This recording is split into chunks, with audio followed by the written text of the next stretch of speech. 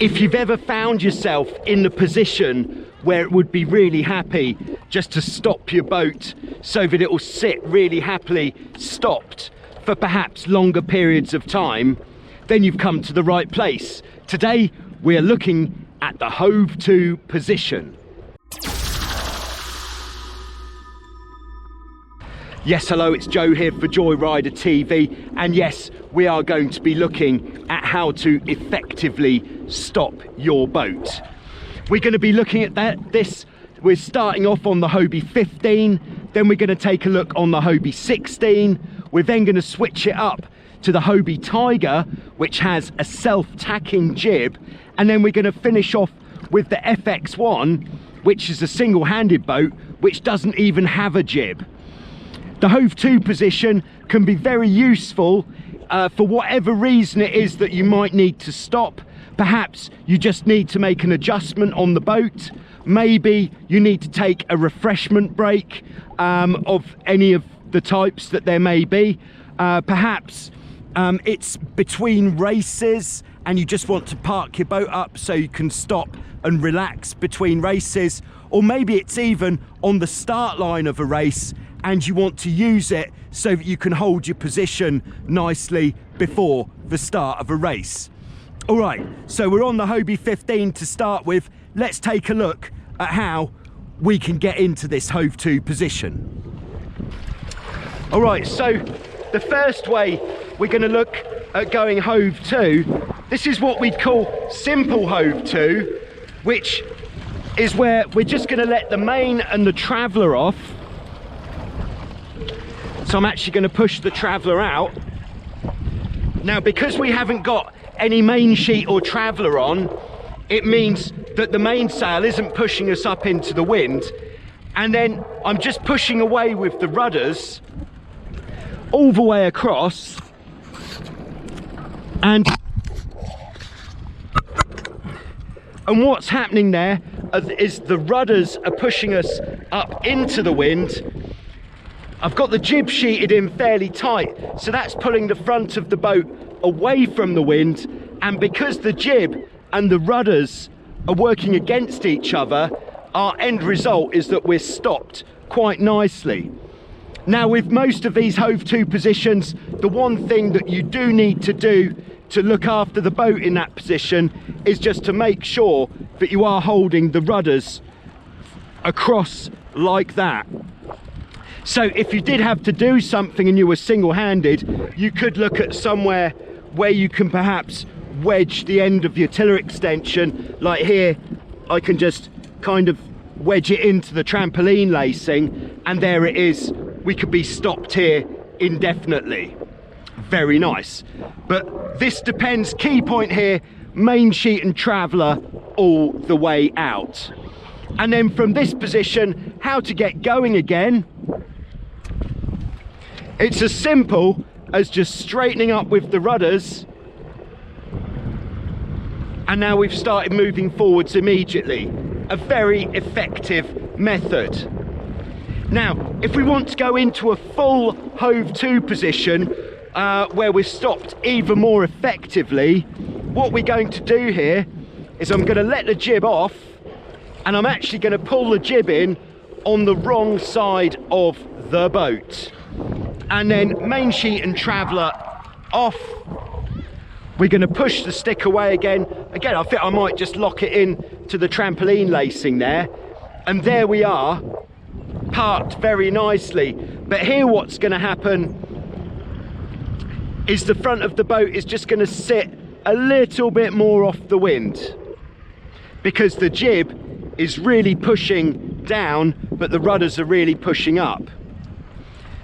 Then if we wanted the boat to sit a little bit more into the wind, we could bring the traveller in a bit, and then the angle that we're sitting will change slightly.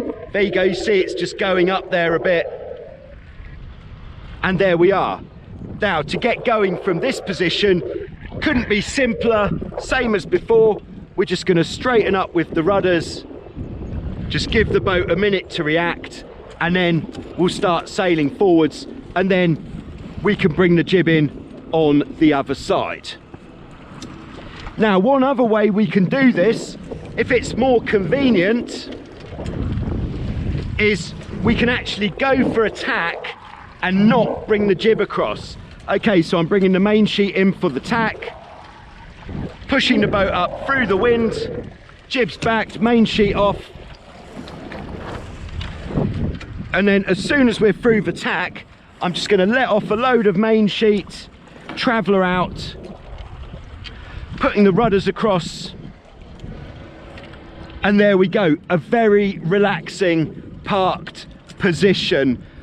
So if it's time for a sandwich, maybe a drink, maybe you need to roll a cigarette, this is the position. Okay, so we're on the 16, of course. Little bit more wind now, probably about 8 knots of wind, maybe even 10. So to stop the boat, we'll go into a basic hove to first. So I'm just going to let the main sheet and the traveller off all the way, and then I'll slowly bring her up into the wind. And then as long as we're coming up slowly, the boat isn't going to go all the way up into the wind.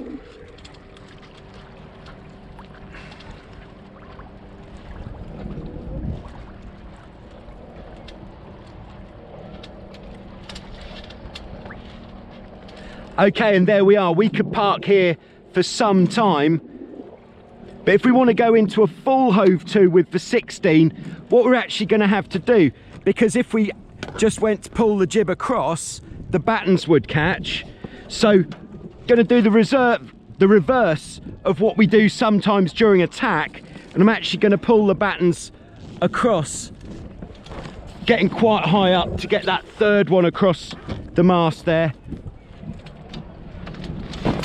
making sure the main traveller and sheet is all the way out. And once again, we've got the rudders pushed hard across there. And once again, if we don't want to have to use our hands, we could just tuck the tiller extension into the tramp lacing, so that will stop there. And now we could do whatever it is that we need to do. I know what you're going to say, because you guys always say this sort of thing. Yeah, but what would it be like if it was really windy? Exactly the same.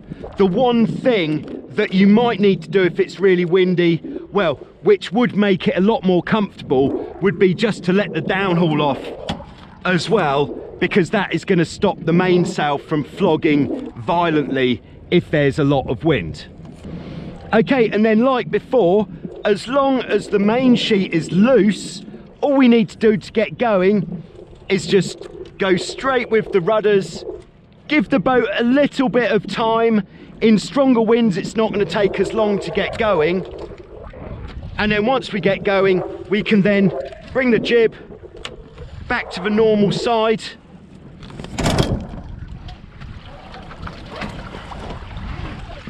And then we can bring the main sheet and the traveller up to the middle, and there she is. Okay, so let's go for method 2, the tacking into hove 2 position. So here we go, I've checked the area where we're going to tack, pushing across, and then when the jib comes across, just going to let the main sheet off, pushing the boom up a little bit there, and I'm going to let the traveller out and the main sheet. Jib's already backed. I would say this method on the 16 is much easier for going hove to. Okay, so here we are, we're now on a Hobie Tiger, and we're wanting to park up. The wind's got a little bit stronger since we're out on the 16. So if we want to park up on a Tiger, we haven't got the easy ability to back the jib, but what we can still do is the same as the basic hove to, where we just let the traveller and the main sheet out. Once we've got those bad boys out, we'll just let the boat slow down,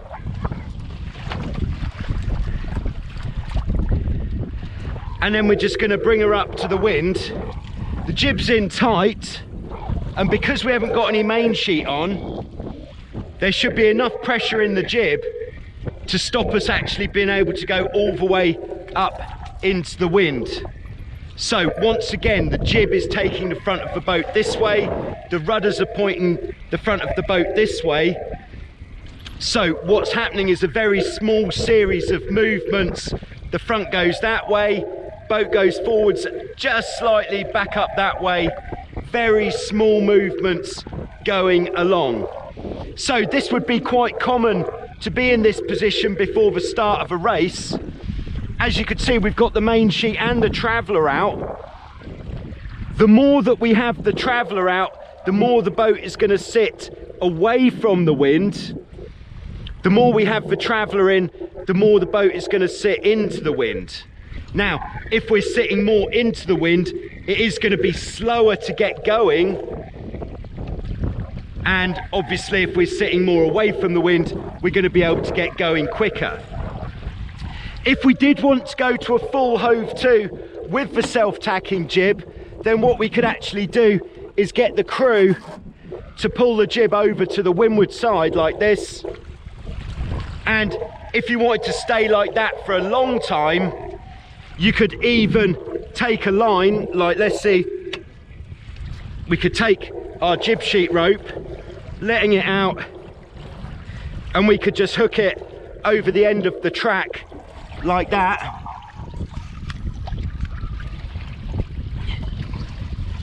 And it will stay there quite happily.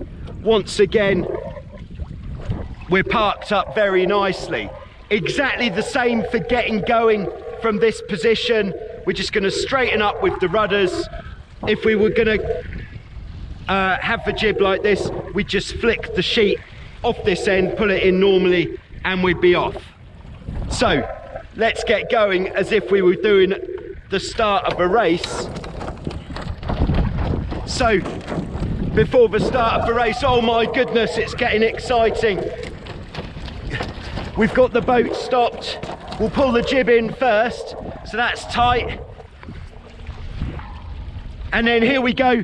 So bring the traveller in on 10, 9, 8, 7, 6, 5. Bringing the boat up to speed. Oh, we're a bit early on the start line, so we're going to bear away a bit. 3, 2, 1, and we're off. Smashed it. All right, there we go. Okay, so we're now on the FX1, the single-handed Hobie cat. We're just sailing along just with the mainsail.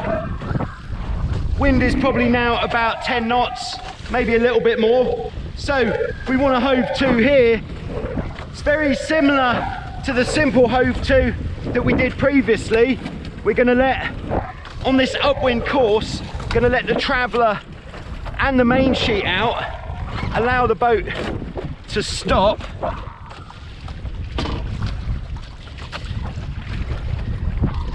And then with the traveller and the main sheet in that position with the boat stopped, we could put the rudders across. Now, what's happening this time is it's not the jib that's pulling us off the wind, but there is a certain amount of windage on the bows of the boat, which is pushing the front that way. As well as that, if we go backwards at all, because we've got the rudders across, we're going to back round that way, which is going to make us go forwards a little bit. And then as soon as we go forwards, the rudders are going to push us back up towards the wind.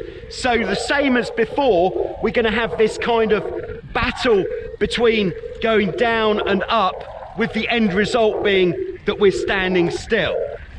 A lot of this information can actually be used in what do we do if we can't get the boat moving.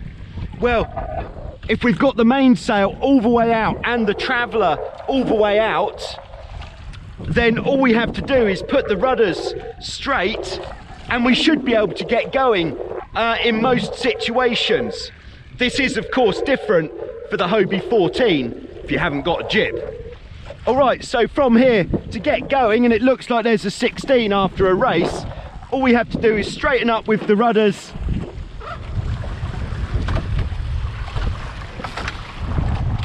And off we go.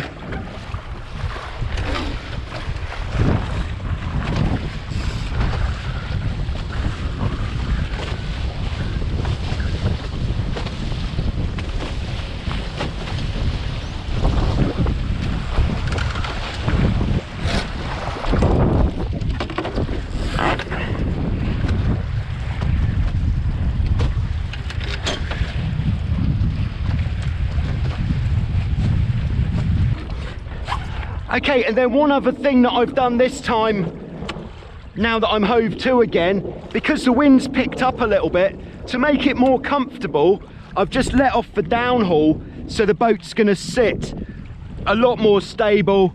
There's no power in the mainsail, and it's gonna be a lot easier to relax in this position. So there we go. I hope that has explained about stopping your boat if there is something you need to do, the hove to position.